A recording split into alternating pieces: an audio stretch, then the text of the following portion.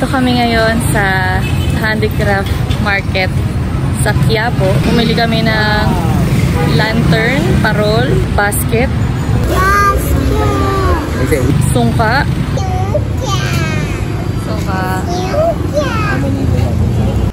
Ang gusto kong Christmas decoration is yung Paskong Pinoy. Actually, last year ko pa gusto mag-decorate nun sa bahay namin kaso kakalipat lang namin last year kaya medyo kagulo pa. Ngayon, nung nagpunta kami ng SM Ara, na-inspire ako na i-pursue yung gusto kong beige aesthetic na Paskong Pinoy. Kaya minessage ko yung tita ko kung saan ba ako pwedeng makabili. Ito ang sagot niya. Quiapo.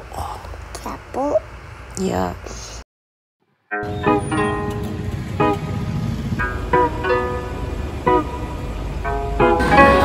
Food trip kami dapat dito sa Quiapo. Pero dahil may kasama kaming bata, forever Jollibee and forever... What did you order? Burger, steak, mushroom, gravy, and rice. Tama yung sabi ng isang kaibigan si Kuya Daulo. Dapat daw, it's time na magkaroon ng mascot ang burger steak ng Jollibee. If the rain is there, then the sun will dry it up, but there's still rain. Welcome to Quinta Market! Under the bridge, there's a market dito sa Quezon Bridge. Ayan yung bridge, oh. And dito sa under the bridge ay maraming mga native handicrafts.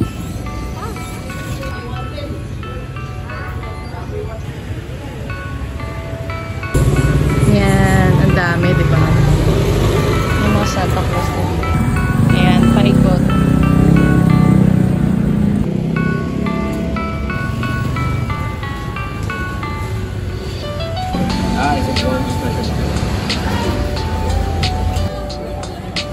I'm gonna find you. Okay, salamat.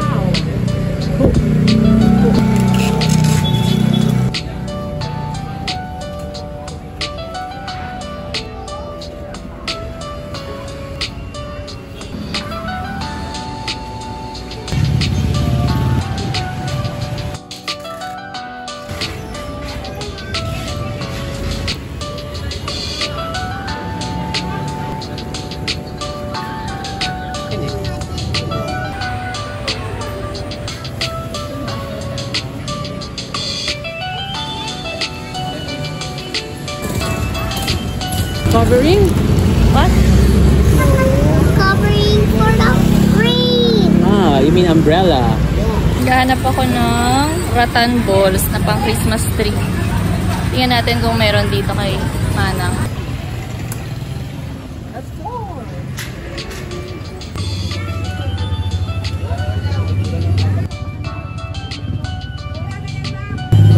Ito yung nahanap ko.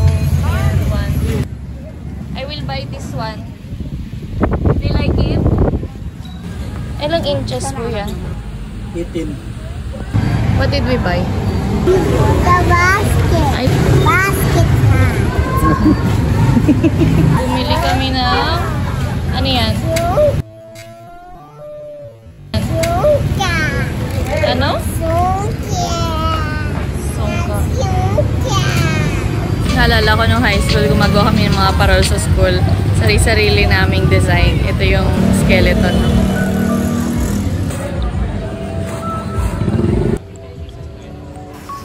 Marami ding options ng mga basket na pwedeng gawing lampshade. Ayan, nagaganda oh. 600 lang yung gusto ko dito pero sa mall nasa 4,000. Ayan, natulog na yung anak ko. Kawawa naman. So, dito sa bilihan ng handicraft, tatlo pala yung butas ng under the bridge. Ito yung isa, yung una. Sa likod niya hanggang dun. So, hindi ka maka-U-turn. So, ito yung una. Tapos dun yung pangalawa at dun yung pangatlo. Tapos yun na yung Quinta Market. After mag-shopping ng handicrafts, dapat mag-food trip kami pero napadaan kami dito sa isang favorite ko na place dati, ang Wellmanson. Dati pumunta ako dito dahil mahilig ako sa beads. Bumibili ako ng maraming iba't ibang klaseng beads. Gumagawa rin ako ng earrings, bracelets. Pero today, ang binili ko ay shock-shock. Pag bumibili ako ng shock-shock. is yung tinetest out ko sa hair ko kung kasya ba siya. Subukan natin tong heart kung kakasya sa hair ko.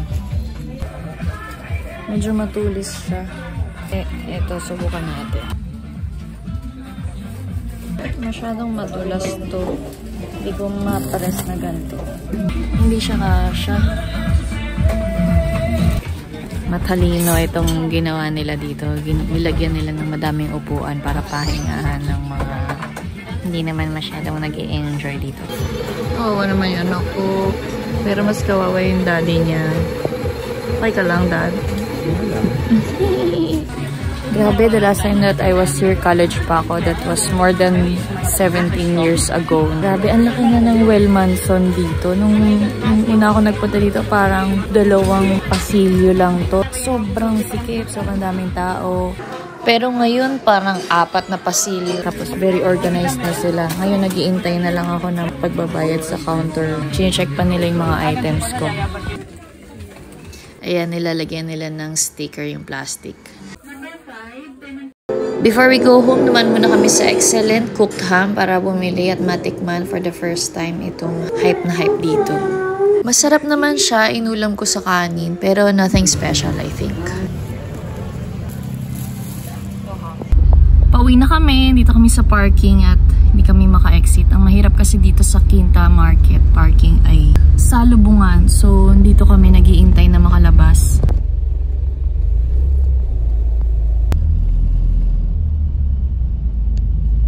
Pakita ko sa inyo yung 3 shock-shock na nabili ko. First is this plastic one. Tasha. Ang gusto ko sa kanya yung hindi siya masyadong bulky. Parang meron lang pa-cute na thing here. Hindi siya yung parang squarish type na hanggang sa baba is may naka-protrude na angle. The next one is this fluffy velvet. Yan. Parang mas makapit to kaysa dun sa una. Ang downside lang niya is pag natanggal na tong pearl detail, baka may maiwang glugan. Pero I like that it's fluffy. So kung halimbawang sakay ko sa likod yung anak ko at tumama sa mukha niya ito, hindi masyadong masakit. Very fluffy. And the third one I have for special occasions, gold with pearl detail. Then, yun o, ang laki niya o. Pag binuksan, talagang nga siya. Again, ang downside, actually nadudurog tong type na to eh. Pero yung pearl details niya, isa lang dyan ng matanggal, mumukha na siyang mumurahin. Hopefully, magtagal pa yung mga pearls na yan. 35, 50, 65. In total, 150 pesos lang siya sa Well Manson. Wow! Hi everyone! Nakauwi na kami sa bahay. At papakita ko lang quickly sa inyo kung ano yung mga binili namin sa Quiapo. Una-una yung pinakamura muna. Hindi ko alam kung paano ako nabudol nito. Pero dahil nang narinig ko na 100 pesos lang siya. And parang gusto kong itry yung may pamaypay. Dahil bare itong sofa area namin. What if ilagay ko lang siya dito? Like that. I don't know. Ito raw yung material na ginagamit sa palaspas. Natural looking siya. And beige aesthetic pa din tayo. Isa siyang malaking pamaypay. So pretty. 100 pesos lang. Next ay bumili ako ng pan-throwback. Sungka! Meron na rin kasamang mga shells. Para matuto yung anak kong maglaro na sinaunang laro. Hindi siya yung standard size. Mas maliit pa siya. Pwedeng-pwede sa maliliit na bahay tulad namin sa condo. Ganyan siya kahaba. 200 pesos at natawaran ko ng 180 kasi bumili ako ng 3 pang regalo na din. And finally, ito yung pinunta ko sa Quiapo. Gusto ko talagang bumili ng Capiz Parol. Ayan. Capiz siya na may gold trimmings. 220 volts. So, sinasaksak siya. 3 modes yung kanyang light. Malit yung bahay namin. So, I opt for the smallest one, the 14 inches. Ang mahal nito guys sa mall, mga 3,000 to 4,000. Nakita ko sa Shopee, mayroong mga 2,000 plus. This one ay binigay sa akin ng 1,200, natawaran pa ng 1,100. Yung mga nakahanda nilang ganito is daylight white color. I requested na kung pwede bang gawing warm white. In 30 minutes, nagawa na siya. Pag kinabit ito, dapat tatanggalin yung plastic. Sasaksakan na ganito, isasabit to sa pako. Sana bumagay sa beige aesthetic nating bahay. Actually, gusto ko din yung parol na traditional, yung red, green, may konting blue, white, and yellow. Maybe next time, pagka gusto kong maglagay sa may bintana namin, kita siya from the outside. This one kasi, I'm thinking dito siya sa may indoor window. Sana bumagay siya. Pero kaming parol sa loob ng bahay. Pakita ko na lang sa inyo pagka nakabit na namin. Papakita ko na lang din sa inyo itong mga other Christmas themed decors na binili ng mother ko sa Temu. This one is a table runner. Cute naman niya. May deer, may fox, may rabbit, may squirrel. Basically, yung mga wala sa Pilipinas. But it looks like a white Christmas. And then, meron niyang partner. Another table runner. Meron din siyang deer. Looks like a mat. Still the reindeer theme. And guess what? Dalawa sila. Yung likod niya, yan, non-slip rubber. Ah, mas mahaba ito. So, partner talaga sila. May mahaba, may maikli. And there's another one. Walang deer. This one is... Oh no, mas maikli siya. Christmassy. That's it!